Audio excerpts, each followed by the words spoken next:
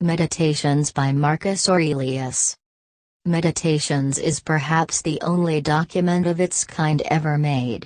It is the private thoughts of the world's most powerful man giving advice to himself on how to make good on the responsibilities and obligations of his positions. Trained in Stoic philosophy, Marcus Aurelius stopped almost every night to practice a series of spiritual exercises, reminders designed to make him humble, patient, empathetic, generous, and strong in the face of whatever he was dealing with. It is eminently readable and perfectly accessible. You cannot read this book and not come away with a phrase or a line that will be helpful to you the next time you are in trouble. Read it, it is practical philosophy embodied. So, who was Marcus? A Roman emperor from 161 to 180 AD. Stio mused that Marcus did not meet with the good fortune that he deserved, for he was not strong in body and was involved in a multitude of troubles throughout practically his entire reign. But throughout these struggles he never gave up. He is an inspiring example for us to think about today if we get tired, frustrated, or have to deal with some crisis. And during those years of struggle, particularly while he was directing military campaigns, Marcus would write 12 books of his private journals, which is estimated to have been between 170 and 180 AD. They have become one of the most influential philosophy books in the history of the world. Meditations originally had no title and was written by Marcus Aurelius for his own benefit, not for an audience. And it's funny to think that his writings may be as special as they are because they were never intended for us to be read. Almost every other piece of literature is a kind of performance, it's made for the audience. Meditations isn't. In fact, their original title, Ta Eiston, roughly translates as to himself. It's for this reason that Marcus Aurelius's Meditations is a somewhat inscrutable book. It was for personal clarity and not public benefit. Writing down Stoic exercises was and is also a form of practicing them, just as repeating a prayer or hymn might be. It is a book of short sayings, varying from a sentence or two, to a long paragraph. It's not organized by theme, but certain ideas keep popping up throughout, indicating that he thought them the most important for him, and therefore us, to understand and incorporate into the way we live. The fact that Marcus goes to the same themes illustrates how much of Stoicism is essentially journaling and going over the same ideas. You need to constantly remind yourself of the standards you have set for yourself, who you aspire to be, and these are especially important when you come short. This is a book of actionable advice and its teachings were meant to be practiced and used. When Marcus speaks of the certainty of death and how relatively soon it will come, he is not idly philosophizing. He is recommending that this fact advise our decision-making and how we view the events in our lives. Instead of theorizing about what we should do if either there is a guiding intelligence in the universe, or if everything is just atoms, he prescribes one viewpoint that typically follows Stoic thinking, and explains why both possible truths would lead to the same best actions and beliefs. The first book of Meditations consists of Marcus thanking the people who had a positive influence on his life, with a focus on those who instilled in him traits characteristic of a good Stoic. These include valuing reason above all else, not being absorbed by petty things, limiting passions and desires, sober decision-making followed by firm commitment to the choice made, honesty and never being secretive, cheerfulness in the face of obstacles, and avoiding superstition and the influence of sophistry. The character traits he lists throughout this first book include many examples worth following and ought to be paid close attention to. Below are some of the major themes that recur throughout the book.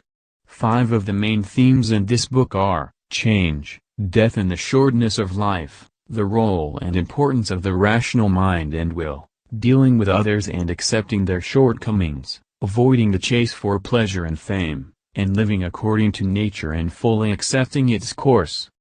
1. The evil that men do harms you only if you do evil in response. Marcus reminded himself to not be upset by the misdeeds of others and to correct them if possible, but if they were stubborn and would not change, to accept it. In reacting to such people, we must never allow our own principles to be violated. Moreover, we should never be surprised by the wicked deeds of others, and avoid wishing that men are not as they are, prone to evil acts, because then we are wishing for the impossible. He believed that people do bad things out of ignorance of what is good and evil, and that we should forgive them for their errors, even when they harm us. Marcus stresses that social animals such as humans are meant to live in harmony. He likened his relation to bad people to them being different body parts of the same person. Good and bad people are both part of the same universal nature and they are meant to interact and cooperate. Marcus Aurelius, and indeed all the Stoics, believed that we were part of an interconnected organism. That you couldn't hurt one person without hurting them all. What injures the hive, injures the bee, he said. The best revenge, he said, is not to be like that. Meaning, when you hurt others, you hurt the group and you hurt yourself. It is against nature to despise evil people and try to avoid them. When we find ourselves judging others, we ought to consider our own faults first. Then we will find that we are less prone to blaming them. Rather than judge and be disturbed by others, which sets us up for disappointment and distress, we ought to focus on self-improvement.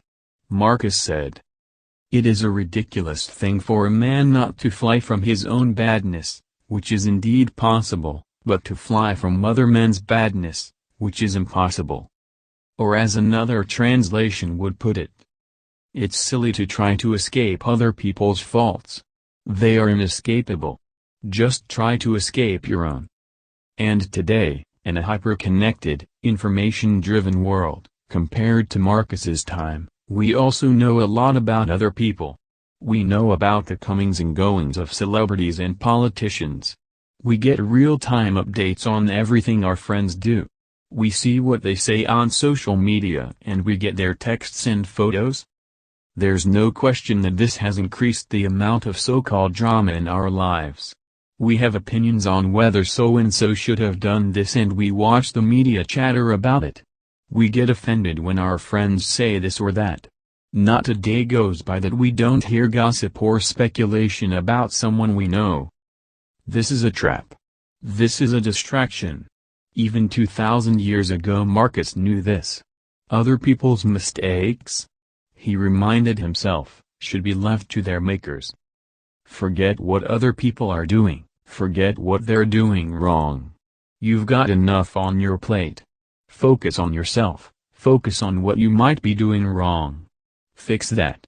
Keep an eye fixed on your own life. There's no need, and frankly, there's not enough time to waste a second spying on other people. Mind your business. 2. Fame and desires are not worth pursuing. Marcus repeatedly explains why the pursuit of fame and praise is foolish and why we especially should not care about what others think of us after we die. He points out that so many famous men have been forgotten, that those who would praise one posthumously will themselves soon die. He explains that there are no immortal actions. Consider that as the heaps of sand piled on one another hide the former sands, so in life the events which go before are soon covered by those which come after. Fame, no matter how great, will always fade into oblivion and pursuit of it merely demonstrates one's vanity. He also explains that nothing is made better by praise. The beauty of things comes from the thing itself and not what people say about it. To think then that we are gaining something by being praised is a mistake. Live to the fullest while we still can. Not to live as if you had endless years ahead of you. Death overshadows you. While you're alive and able, be good. Marcus teaches that we should act quickly to get our affairs in order and take advantage of your fleeting existence and live well. Thou wilt soon die, and thou art not yet simple, not free from perturbations, nor without suspicion of being hurt by external things, nor kindly disposed towards all, nor dost thou yet place wisdom only in acting justly. It is the way of our world that substances should change into new things. The changing of anything into something else is never harmful to the universe, and Marcus applies that lack of harmfulness to every part of the universe, including us. Nothing is evil which is according to nature, he asserts. He even casts our fear of change, including our death, in a somewhat ridiculous light, saying, "Is any man afraid of change? What can take place without change? What then is more pleasing or more suitable to the universal nature?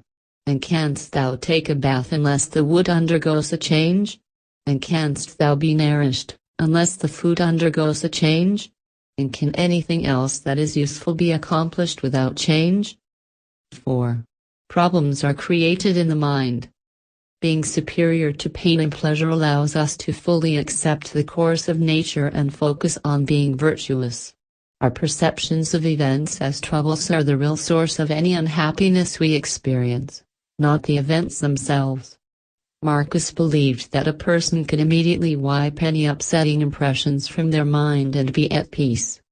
He also recommended remembering the following whenever we experience anxiety.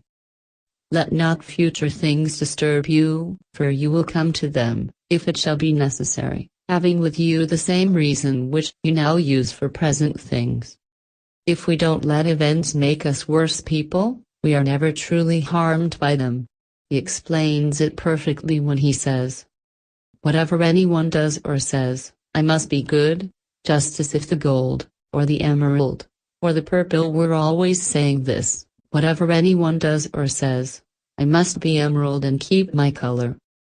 Or as he put it in what would become one of the most emblematic quotes from Meditations, "Choose not to be harmed, and you won't feel harmed. Don't feel harmed, and you haven't been." Events can cause people to lose their cool and act immorally, but still they are not harmed by the events, but rather their reaction to them. And when it comes to problems, we find in Marcus a formula, and are known as turning obstacles upside down. As he would write, "Our actions may be impeded, but there can be no impeding our intentions or dispositions. Because we can accommodate and adapt. The mind adapts and converts to its own purposes the obstacle to our acting." And then he concluded with powerful words destined for Maxim. "The impediment to action advances action. What stands in the way becomes the way." To act with a reverse clause, so there is always a way out or another route to get to where you need to go. So that setbacks or problems are always expected and never permanent. Making certain that what impedes us can empower us. Coming from this particular man, these were not idle words. In his own reign of some 19 years, he would experience nearly constant war, a horrific plague, possible infidelity, an attempt at the throne by one of his closest allies, repeated and arduous travel across the empire, from Asia Minor to Syria, Egypt, Greece, and Austria, a rapidly depleting treasury, an incompetent and greedy stepbrother as co-emperor, and on and on and on. This is the quote that inspired the best-selling cult Stoic classic, "The obstacle is the way." It shows how some of the most successful people in history, from John D. Rockefeller to Amelia Earhart to Ulysses S. Grant to Steve Jobs, have applied Stoicism to overcome difficult or even impossible situations. 5. Your rational mind is your greatest asset. Marcus knew that our ability to reason is what sets us apart from the animals and is an important power that we must use to the fullest. He believed, like all Stoics, that our reason could be used to understand the universal reason present in nature, which would lead to agreement with it even if events seemed harmful. Our rational minds have complete power over our opinions, and the mind only experiences suffering when it itself creates a desire for a specific outcome in life. Marcus, who had more control over his environment than most, was also the pen behind these lines. You have power over your mind, not outside events. Realize this, and you will find strength. Marcus teaches that our mind is a thing that controls itself completely and is separated from the world. It cannot be affected by events unless it makes itself be affected. Every appearance is the result of what the mind wills it to appear to be, and the mind makes itself exactly what it is. Since this is so, there is no reason we should not agree with nature, since nature has provided us with a means to rationally accept the course of events no matter where they take us.